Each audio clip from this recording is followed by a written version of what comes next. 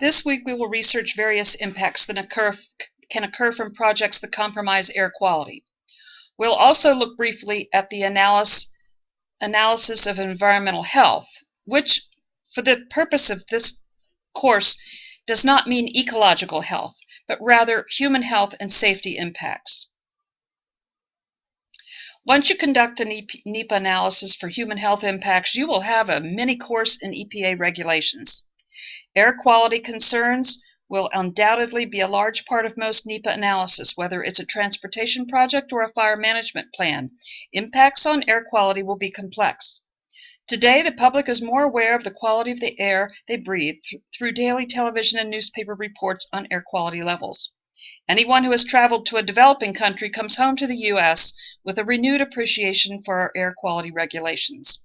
EPA's Office of Air has been consistently growing through the last decade as a result of public and congressional support for strong air quality laws.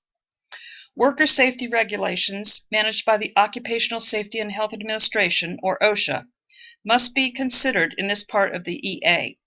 New energy initiatives like wind farms, both inland and off the coast, pose interesting challenges for cultural resource impacts as well as noise.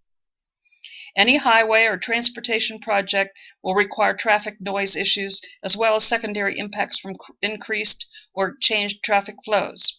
Your text points out that obviously there is an inverse relationship between traffic congestion and noise. The Federal Noise Control Act requires that all federal agencies must comply with federal, state, and local and interstate noise regulations. You can provide actual noise measurements in your EA or modeled ones, depending upon the level of concern and time to conduct actual on-site studies. If your project is located near schools, museums, hospitals, or other quiet zones, noise can become a fatal flaw that will need to be addressed and mitigated.